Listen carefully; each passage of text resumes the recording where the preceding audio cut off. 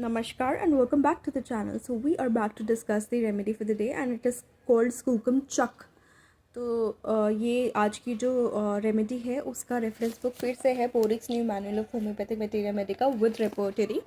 बहुत ही शॉर्ट और specific remedy है लेकिन फिर भी अपने आप नहीं लेनी चाहिए बिना डॉक्टर के प्रिस्क्रिप्शन के, क्योंकि बोरिक में इसका डिस्क्रिप्शन भले ही शॉर्ट में दिया हुआ है लेकिन बाकी और सारे होम्योपैथिक टेक्स्ट हैं जिसमें रेमेडीज़ का डिस्क्रिप्शन विस्तार में भी दिया हुआ है। और एक जो सिम्टम होता है किसी भी रेमेडी में वो बहुत सारी रेमेडीज़ में होता है सिमिलर, लेकिन उसके एग्रेवेशन अम्यूलरेशन अलग अलग होते हैं। कैसे बढ़ाव कैसे घटाव होता है अलग अलग होता है और उन रेमेडीज़ की पेशेंट पिक्चर अलग अलग होती है और इसीलिए हमेशा डॉक्टर के प्रिस्क्रिप्शन से ही होम्योपैथिक दवाई लेनी चाहिए। सो बात करते हैं स्कूकम चक की। तो ये स्ट्रॉन्ग मेडिसिनल वाटर या salts from water of medicinal lake near spoken Washington से बनी हुई है।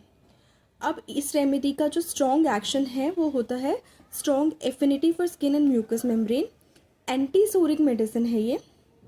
ओटाइटिस मीडिया में profuse ichorous cadaverously smelling discharge, यानी जो डिस्चार्ज होगा इस रेमेडी में बहुत गंदा, ऐसा एज इफ डेड बॉडी से कोई स्मेल आ रही हो ऐसा होगा।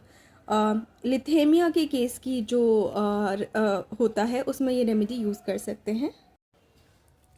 तो एक तरफ तो ये हो गया कि इकोरस कार्डिवरसली स्मेलिंग डिस्चार्ज यानी ब्लड टेंच डिस्चार्ज हो रहा है जो डेड बॉडी की ऑर्डर दे रहा है, और दूसरी तरफ लिथेमिया के केस में इसको दे सकते हैं, यानी कि जब ब्लड में टू मच यूरिक एसिड हो जाता है तब इसको यूज़ कर सकते हैं।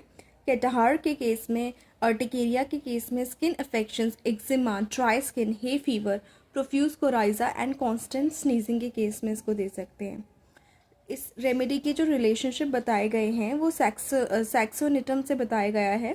सैक्सोनिटम बेसिकली इसका जो एक्शन है सेक्सोनिटम रेमेडी का वो appears to have remarkable cleansing, deodorising and soothing properties for skin. ऐसा काउपर थ्वेट ने कहा था।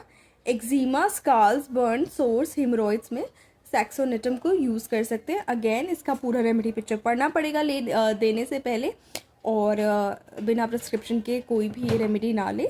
स्कूकम चक की जहाँ तक बात है वहाँ उसकी जो प्रिस्क्रिप्शन के लिए डोज बताई गई है बोरिक के अकॉर्डिंग वो 3rd ट्राइटरेशन है।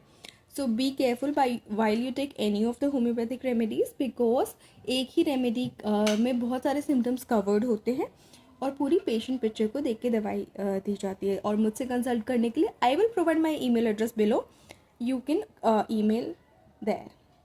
So thank you so much for seeing on this channel. Please like the video, share the video, subscribe to the channel and do not forget to hit the bell icon. Thank you.